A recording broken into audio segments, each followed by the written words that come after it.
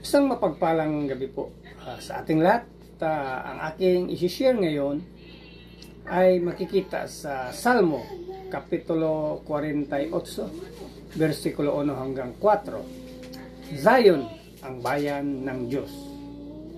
Dakila si Yahweh, dapat papurihan sa lungsod ng Diyos, bundok niyang banal. Ang bundok ng Zion, tahanan ng Diyos, ay dakong mataas na nakalulugod. Bundok sa hilaga, nagalak ang dulot sa lahat ng bansa nitong sansinuko. Sa piling ng Diyos, ligtas ang sinuman.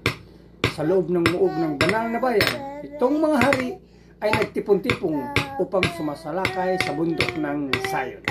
Yun lang po, maraming salamat. Purihin ang Panginoon. God bless. Isang mapagparang gabi po sa ating lahat. Ang aking po ibabahagi ay mula po sa Aklat ng Mga Awit, Kabanata 48, talata 5 hanggang 6. Sila ay nagulat nang ito'y mamasdan, pawang nagsitakas at nahintakutan. Ang nakakatulad ng pangamba nila ay pagluluwal ng butihing ina. Ito po ang nakasaad sa banal na kasulatan. Ang pagpupuri po at pasalamat ay lagi sa Amang Lumikha. Amen. Isang mapagpalang gabi po sa ating lahat. Ang aking pambabasahin ngayon ay mula sa libro ng Salmo chapter 48, verses 7 and 8. Winasak sila ng Diyos tulad ng mga barkong panglayag na sinisira ng hanging amihan. Noon, nabalitaan natin ang ginawa ng ating Diyos, pero ngayon tayo mismo ang nakakita sa ginawa niya sa kanyang bayan. Siya ang Panginoon ng hukbo at patatatagin niya ang kanyang bayan magpakailanman. Amen. God bless po. Magandang gabi po sa ating lahat. Ang babasahin ko po ay mula po sa Salmo chapter 48 verse 9 to 10. Sa loob ng inyong templo, O Diyos, iniisip namin ang pag-ibig niyong matapat. O Diyos, dakila ang pangalan niyo at pinupuri kayo ng mga tao sa buong mundo. Ang kapangyarihan niyo ay laging makatarungan. Amen. God bless po. Good evening po. Ang aking Bible verse for today is from the book of Psalms, chapter 48, verses 11 to 12. Kayong taga-Sayon, dapat na magalak, at ang buong Juday magdiwang na lahat, dahilan kay Yahweh sa hatol niyang tumpak. Ang buong palibot ng Zion, lakarin, ang lahat ng tore doon ay bilangin. Amen. Ang mabuting balita ng ating Panginoon.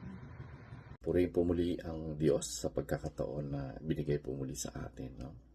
Sabi po dito sa Psalms chapter 48, verse 13 to 14, pagmasdan ninyo ang kanyang mga pader, suriing mabuti ang kanyang mga tore, upang maipahayag ninyo sa susunod na salinlahi. Sapagkat ang Diyos na ito ang ating Diyos magpakailanman. Siya magiging gabay natin hanggang sa kamatayan. So dito po natin makikita na talagang Diyos po ay tapat, no, sa bawat henerasyon. So kailangan pong ipahayag, no, sa susunod na salinlahi at ipaalala, no, yung gawa ng Panginoon ay hindi dapat na manatili lamang ito sa ating panahon, kundi dapat po ito ay binabanggit, sinasabi upang makita, no, ng marami yung katapatan ng Diyos, yung kanyang na dapat tayo yung maging tagapagdala ng mga patotoo sa ginawa ng Panginoon. So dito yung ating mga karanasan kung gaano kabuti, no, yung Diyos sa ating buhay, ay dapat po natin itong ibahagi, no. Kaya napakalaga po yung testimony, no, kung ano man yung ginawa ng Panginoon sa ating buhay, ay dapat po natin itong ibahagi. So dito tinutukoy po dyan yung nabanggit po dyan yung pader at mga tore. Ito po ay proteksyon, no, ng isang bansa o isang kaharian, no, yung mga tore at pader. So dito ipinapakita mismo, no, sa ating binasa na yung Diyos mismo yung nagtatanggol sa kanyang bayan. So ibig sabihin napakatinding tore nito at pader kapag yung Diyos mo mismo ang nagbabantay, no. So kung kaya gano'n na lamang yung tibay ng Israel o bayan ng ang bansang Israel, sapagkat mismo yung Diyos, no, yung kanilang pinakamuog, yung kanilang pinakatore. Kaya hindi ito kayang basta-basta sakupin. So dito makikita din natin na talagang yung kanlungan, no, ng bayang Israel ay ang Panginoon. So dito makikita po natin na napakasarap pong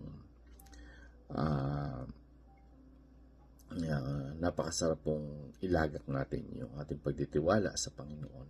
Sapagkat kapag iniangkla natin yung ating pagtitiwala sa Panginoon, talaga pong tayo ay hindi mapapahiya, no? Sapagkat yung Panginoon ay hindi po siya nang iiwan, no? Talagang gagabayan ka niya, papatnubahan ka niya, at higit sa lahat talagang sasamahan ka niya. So ibig sabihin, yung pagiging mahina mo o yung mga kahinaan mo, ito ay palalakasin ng Panginoon, sapagkat yung mundo ay nagbabago, subalit ang Diyos hindi po siya nagbabago. Tapat siya noon, tapat siya ngayon, at tapat po siya magpakailanman. So sabi nga ay ang Panginoon ay dakila, no? Hindi po siya kumbaga karapat dapat siya tumanggap ng papuri at pasasalamat, sapagkat ang ating Panginoon na sinasamba, siya po ay mabuti at tapat magpakailanman. So dito makikita natin na yung sinasabi nung psalmist, no? Sapagkat ang Diyos na ito, ang ating Diyos, magpakailanman, siya magiging gabay natin hanggang sa kamatayan. So ibig sabihin talagang kaya nilang sabihin ito, sapagkat kapag ipinangako ng Panginoon ang isang bagay, no, nagagabayan sila, mananatili po ito magpakailanman. So lagi po natin tatandaan na ang Panginoon ay tapat sa kanyang salita. Purihin po muli ang Panginoon. God bless everyone.